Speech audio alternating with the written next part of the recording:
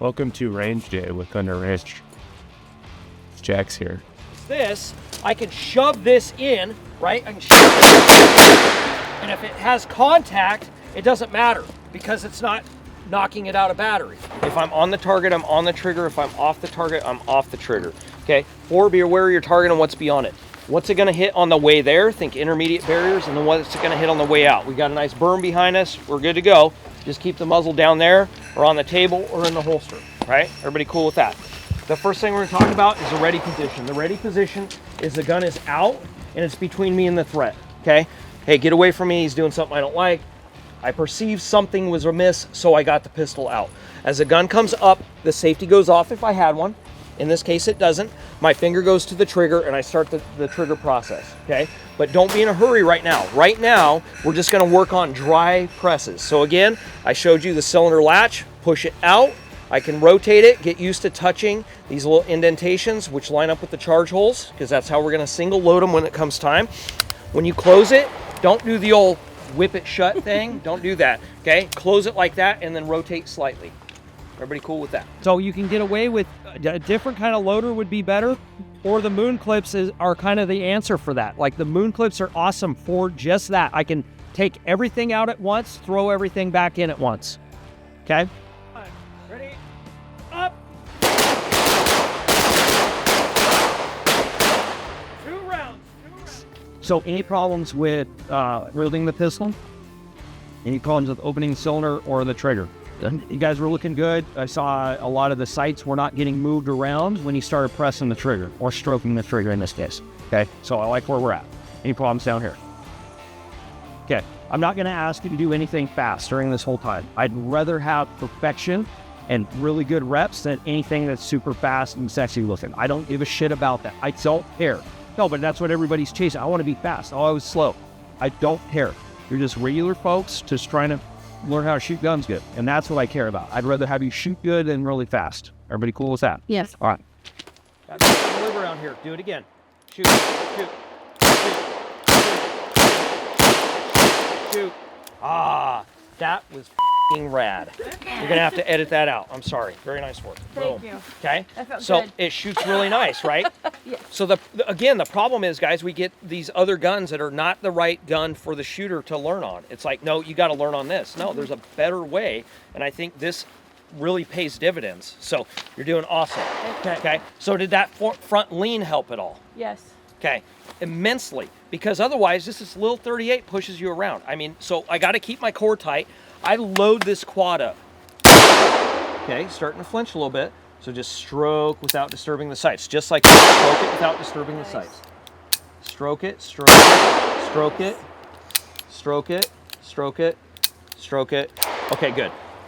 And so now we're reinforcing good behavior at the end of that with really good compressions of the pistol and making sure the sights are not disrupted.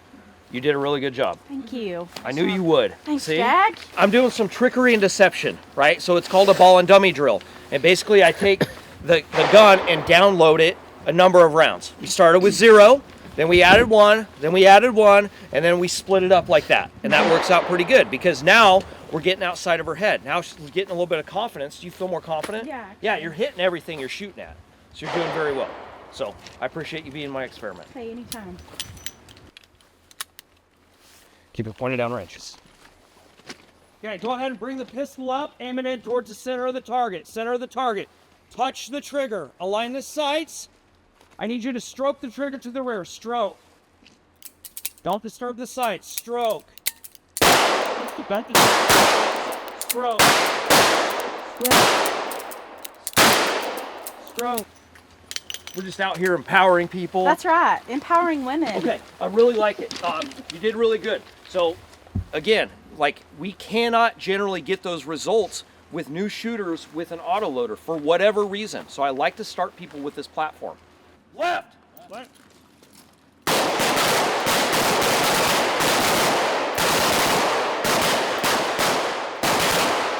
Can get really good at shooting those longer distances. I'm probably going to be better up close. Right, we went back there, we applied the fundamentals of marksmanship, you applied the sights, you applied good presses or strokes of the trigger, we got really good results. A bunch of new shooters in the class. Jack has brought them from literally not shooting before to getting a bunch of shots on the A zone, like consecutively.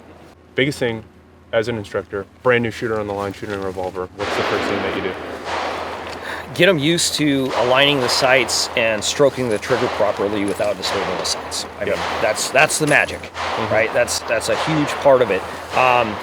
For whatever reason, a lot of times if we can start with a revolver, I'm not saying it's the best gun out there. Absolutely not. I'm saying if we can start with that and get them to do that you can get really good with the pistol, regardless of the pistol, if we start at that revolver level, because the stroke on the trigger is so different from an auto gun. It's very, very different. And so they have to hold it there for a longer period of time without disturbing the sights to allow the trigger to do what it's going to do. Yeah, we took, I mean, just to recap of what we did, we had a person that had never shot before, ever shot a unknown pistol one time before one round. And we put the revolver in her hand, and she's just punching the A-box every single time, because we've eliminated any of the bad habits. And then we take one of the guys that has arguably more shooting time, and those are the ones that we have to struggle with, because we're trying to deprogram. Well, it's programming. We're trying to deprogram some other, not necessarily bad habits, but habits that are less than great for getting the hits where we want them to go. Yeah, I thought it was great watching it. I mean, in about 15 minutes. Yeah, we've only been out here, we've shot maybe less than an hour, 50 rounds in an hour, and they're stacking them in there pretty good. It was really cool to see, watching Jack bring somebody that has never shot a gun before to shooting like pretty proficiently in 10 minutes. People always ask, like, who taught you how to shoot? And I get that question, and I see other instructors. Man, I put the time in. Like, I got some guidance along the way, but ultimately it was me getting in my own head and figuring out what worked and what did not. So the same thing. I was here providing a little bit of guidance, but you're teaching yourself how to shoot, because you saw when you screwed up on the trigger or screwed up on the sight or whatever, and it didn't do what it was supposed to do. So yeah, I agree. All right, just wrapped up about 7 hours. Very condensed under ranch defensive revolver class. A bunch of new shooters, brand new to shooting, brand new to revolvers. What did you think? They did awesome. It was cool to be able to start at a very base level and work through. And I would say that in very short order, we got them shooting very, very well. And everybody did good and learned a lot. So it was interesting. We started with revolvers. They kind of had their choice of which one to get within some variables that were out here. We worked up until lunch, and then right after lunch, we came out and gave everybody a M&P 2.0, I believe, the new one, and had them fire a few rounds, and just with the principles that we had worked on all morning, and they carried those over very well from the revolver into the auto gun. So yeah, it was cool, man. Again, very condensed. I mean, there's only so much you can do in the time allotted, but everybody did very good, especially considering the base level that they came in with. There were some folks that had shot before that had probably had some negligent training or some training that wasn't as good as it could have been.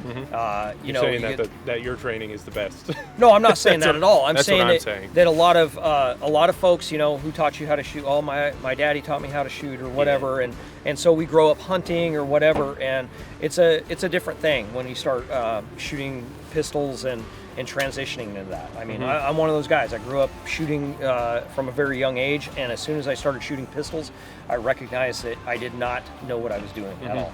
And so getting folks that were like that maybe had shot a little bit, and then getting them some, you know, just application of how we do it, they were really good, really fast. So it was good.